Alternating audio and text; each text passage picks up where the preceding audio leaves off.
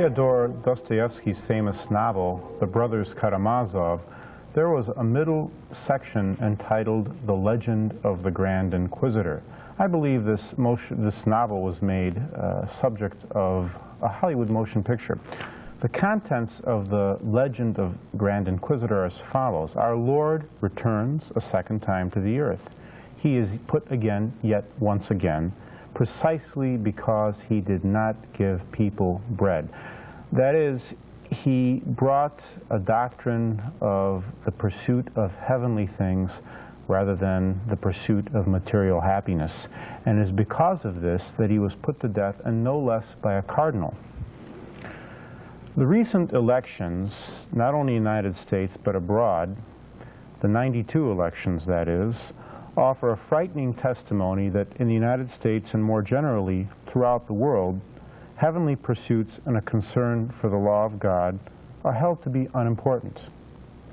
The doctrine of bread and stomachs has become preeminent, and finally, post-conciliar Catholics reflect this tendency as much, if not more, than the population at large. I'm Julius Smetona. This is what Catholics believe. We'd like to offer a perspective, a Catholic perspective, on the '92 elections.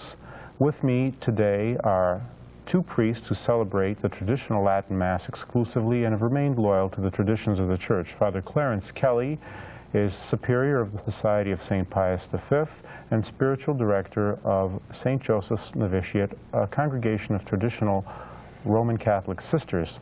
Also with me are Father William Jenkins, publisher and editor of The Roman Catholic magazine and pastor of St. Therese of the Child Jesus Church in Parma, Ohio.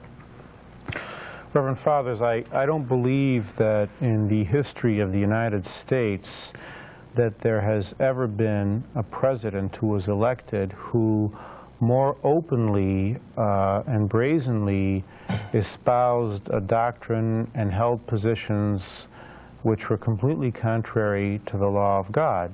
And yet he was in fact elected. What do you make of this fact? How significant is this? I think the most important thing in the minds of the people was the economic thing. You can just compare, for example, the popularity of George Bush a year before the election. A year before the election, it was inconceivable that he would lose.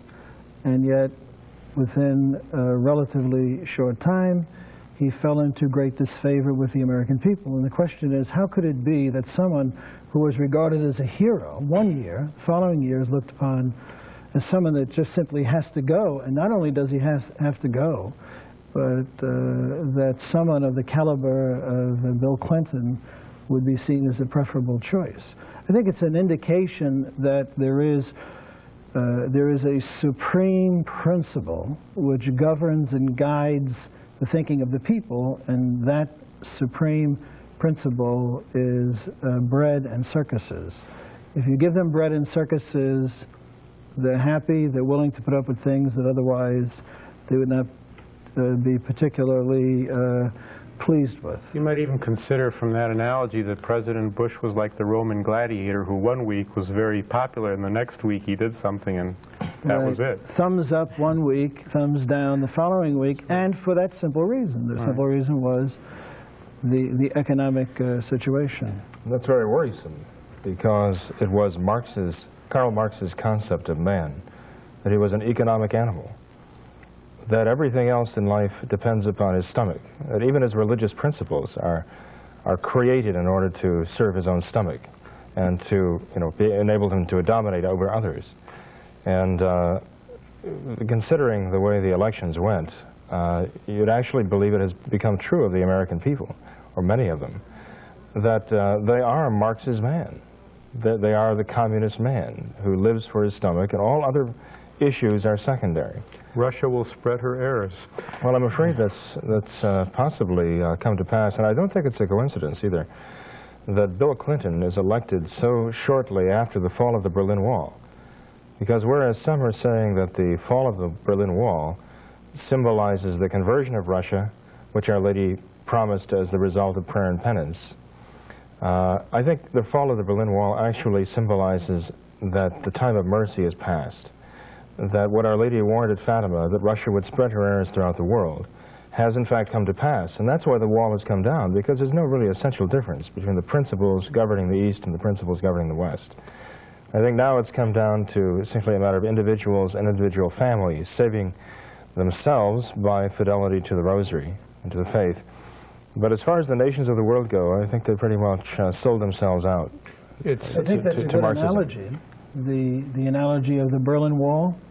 You could, in a certain sense, look upon the Berlin Wall as something to keep out dangerous principles from the East. And now there is no need to keep out the influence of the West from the East, because they are the same. It's totally a materialistic principle.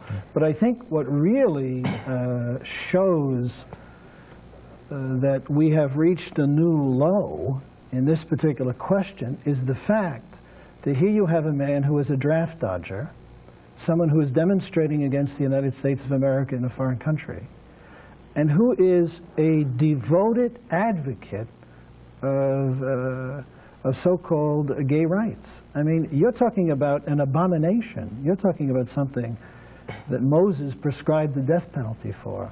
You're talking about something which in the eyes of God cries out for vengeance. And here, the candidate of a major party in the United States openly professes his sympathies with this perversion, and as far as the American people go, it doesn't matter.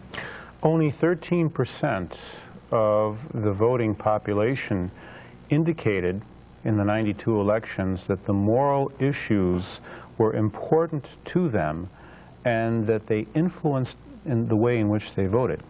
This is a kind of a striking statistic, I think, that there's such apathy and a contempt for the moral law. Because their gods have become their stomachs, or their stomachs have become their gods, as St. Paul says.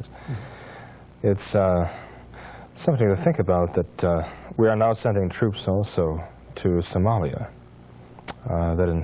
Here in November 1992, we're sending troops to Somalia, and at the same time we're going to have 1.5 million children put to death in this country.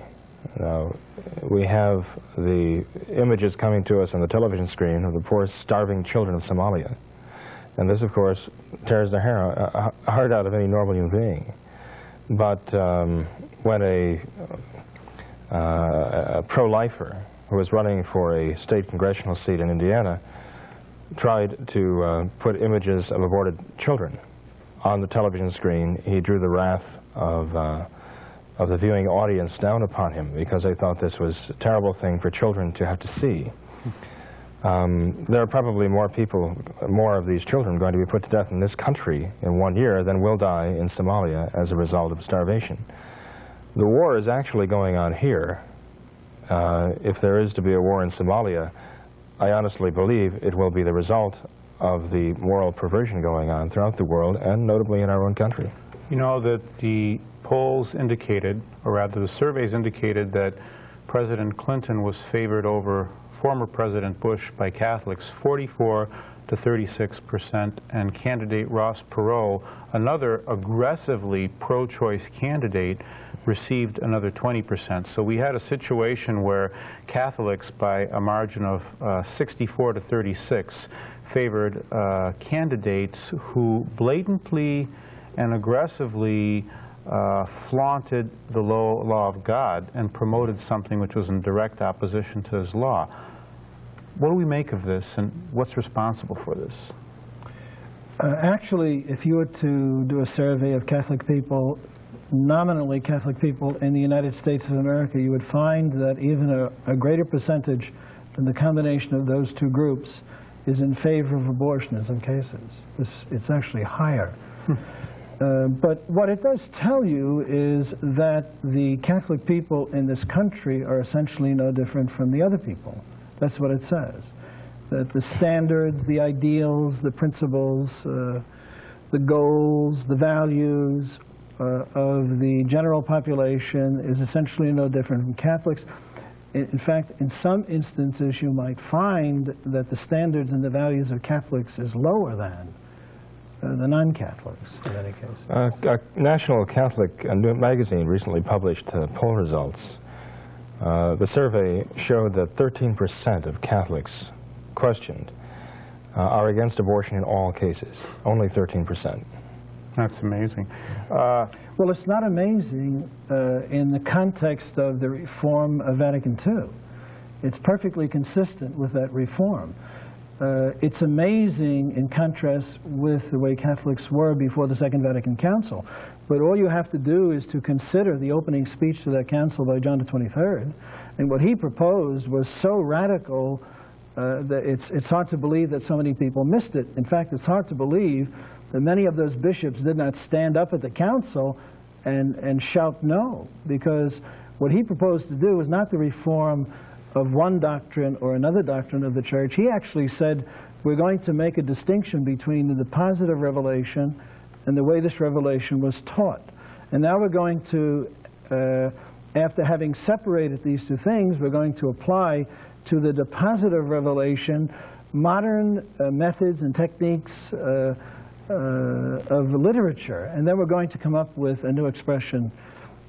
Now, for most people that may not sound radical, but from the perspective of a Catholic point of view, that is taking an axe to the tree of Catholic dogma.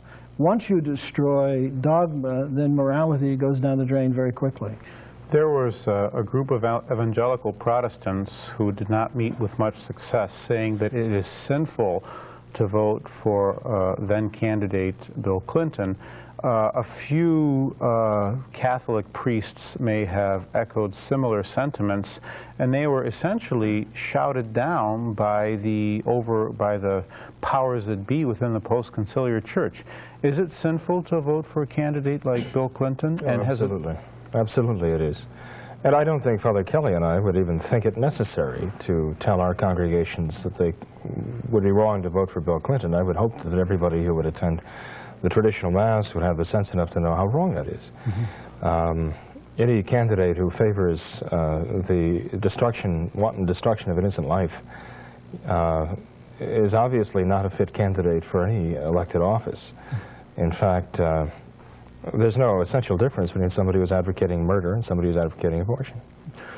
Could you more generally explain the responsibilities of Catholic voters and Catholic officials? Are there any kind of guidelines that the Church has given throughout the ages to the electorate?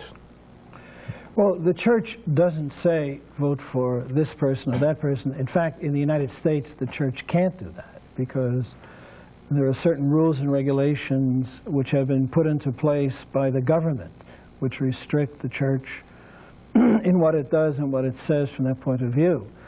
You have to, as a Catholic, vote according to the moral law. You have to vote for those candidates that promote the law of God. Almighty God is the one who is in charge not only of the Church but also of society. Government receives its jurisdiction and authority from God. Government does not receive its authority from the electorate. The particular form of government that a society may have, whether it is a republic-type government or a monarchical government, whatever the case may be, that's simply a mechanism for determining who will hold the office, but the authority comes directly from God. The people of the United States, for example, when they elect congressmen or senators or a president, they do not pool their authority and confer that authority on the president. It's just a mechanism for determining who will rule. His authority comes directly from God. He answers to God, and therefore the man that a Catholic would vote for must be a man who is in accord with the law of God, someone who's not going to undermine the law of God, especially in so radical and dramatic a way as President Clinton. President Clinton, you have to understand this, he stands for the slaughter, the murder, the dismemberment of helpless, unborn children by the hundreds of thousands. That's a monstrous crime, a horrible crime. He stands up as a spokesman for perversion, for corruption, for the very things that brought down the wrath of Almighty God in Sodom and Gomorrah. He is a spokesman for sodomites. And anyone who has any notion of right and wrong, of true and false, of the law of God, of the commandments of God, who would consider voting for someone who stands for the slaughter of unborn children and for the cause of sodomites, there's something seriously wrong. You're watching What Reverend Fathers, I understand that historically the Church has taken stands in political questions. It has excommunicated kings who did not follow the laws of God. Maybe Father Jenkins can even tell us about a very interesting episode in Venice with Pope St. Pius X. And also, what should be done in this case? We have numerous Catholic politicians who behave in a completely un-Catholic manner with impunity. Senator Kennedy, Supreme Court Justice Kennedy, Mario Cuomo, Jerry Brown, and nothing is done. Should they not, in fact, be excommunicated? Well, yes, absolutely. But excommunicated from what now? I mean, they can be Novus Ordo Catholics or Vatican II Catholics and get along perfectly well. Because they're just being ecumenical. You can be ecumenical dogmatically, but you can be ecumenical morally, too. That means you have no fixed standards. Pure opportunism. But Pope Pius X was the Cardinal Patriarch of Venice before he was elected the Pope in 1903. And when he took over the See of Venice, he found that the government of the area was pretty much in the control of the Freemasons, and they were very anti-clerical. And his objective in becoming the Archbishop of Venice was to rally the Catholics again and to insist that as Catholics they took their political rights seriously and didn't allow the government to initiate all kinds of anti-Catholic legislation to hamstring the Church. And by prayer and by political action, he so rallied them that the anti-Catholic Freemasons were turned out of office, that those who loved the Church and loved the faith were put in control of the government over a Catholic population, and that they were able to overturn many of the, or all of the anti-clerical laws. So the people finally had political representatives who truly did represent them. Mm-hmm. Father Kelly, it seems that in the recent, and rather the 92 elections, we as a nation have moved from a position of perhaps indifference to the laws of God to outright rejection and contempt. As nations cease to exist in this world, and therefore they must be brought to justice in this world, what can we expect to happen to us as a result of this fact? Well, I would first of all say that I don't really know if it is contempt, because to have contempt for something requires a certain commitment. It requires a certain backbone, even if it is rooted in evil principle. But it nevertheless requires a certain degree of commitment and determination, and that is what I think is lacking. I don't think there is contempt as a general rule among the American people for things of religion or for the law of God. I just don't think there's sufficient backbone to have contempt. I don't. I think there's just a broad-based indifference. Now, I do think that there is a significant percentage of the population of the American people in which there is a certain amount of moral fiber. We could actually be further along in this moral corruption than we are now. And there is a certain amount of catering to that. There are certain politicians who cater to those who do stand for certain principles, and that's an indication that there are people with principles. But generally speaking, I think the problem is that there are no principles. I think the problem is that the bread and circus, that's the principle. Who is going to get me a new car? Who is going to fill my refrigerator? How am I going to have a nice variety of television programs, a big stereo, comfort, health care, from the crib to the grave? I think that's what the American people are fundamentally concerned with. And I do think that it indicates a very, very serious problem in this sense, that with no principles to guide them, no principles in which they are rooted, they can be led along the garden path to anything. They can be led along, for example, to the institution of a world government, as long as that world government does not deprive them of their bread and of their circuses. Mm-hmm. So I think we're in a very dangerous position. I think we are at a crossroads in the life of this country, and I think that the people are now being led down one option in that crossroad from which perhaps there will be no return. We see, too, now that President Clinton is in power, that he has an agenda of, especially with Vice President Gore, of this hardcore environmentalism, which is very hostile to Catholic religion. It's rooted in this Hindu mysticism and worship of Mother Earth. It has as its principle abortion and birth control and population control and so forth. What do you think those who try to live virtuously can expect in the years ahead with people like this in power? They could expect that their virtues will be labeled as crimes. Whatever is virtuous in the Catholic eye is going to be a vice in the eyes of the negative population growth, zero population growth people, and the radical environmentalists a la the earth worship and so on. So I would expect that in short order we're going to find laws that make it very, very difficult for us to practice our faith and to live morally in the eyes of our faith. And there will be an increasing encroachment on the rights of the people right across the board, because what is behind all of this, there's a common thread which runs through all of it, is control. Is government control over every facet of our lives, because ultimately, in order to establish tyranny, you have to have control. And that's what's behind this, to control everything. You know, it's interesting talking about control. Father Garrigou-Lagrange, the great Dominican theologian, said that the desire to control others is a very evil desire, and it's a manifestation of pride. And if anything, pride is a condition of the world today. It's the spirit of the devil. That's right. The devil seeks to. Right, but these people have the attitude that they have a better idea. In their arrogance, they believe that they're so clever, they're going to create a kind of world paradise and overcome all of the problems that societies have been suffering since the beginning of the world and since the fall of man. So I think it's the same attitude that they had at Vatican II. The bishops got together, and some of them had the idea that they had a better way, that the Church had been wrong all those years, the approach was all wrong, and now we're going to take over and we're going to show them that there's a better way. And we're going to introduce a kind of new springtime or paradise in the Church. Well, we see the results of that. The same results are going to come from this attempt to establish a new world order, paradise on earth. Mm-hmm.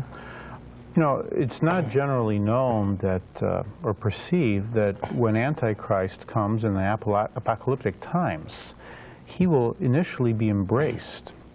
And when one looks on the 92 elections, say in Lithuania, where so-called former communists were elected over anti-communists because of economic difficulties, and they promised the people bread, we have the election over President Clinton over former President Bush, who was perceived at least to be a moral person and to uphold to a certain extent traditional values.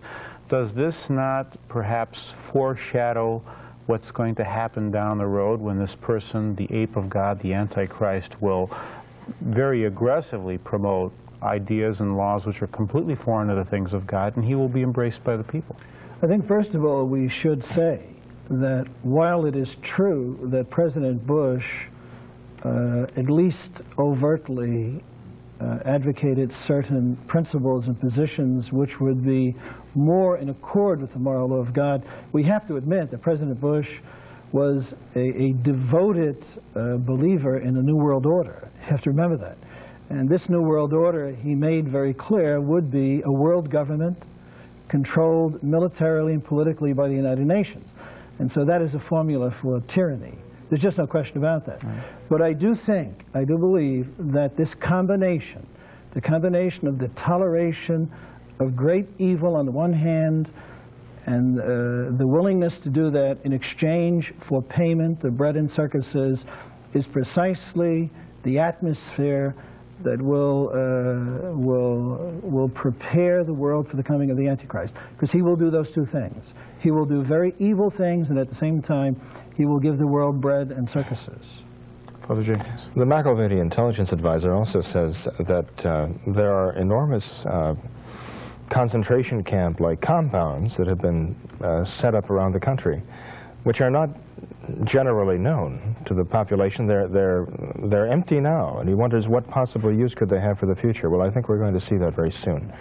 Anybody who would oppose the New World Order is going to be severely abused.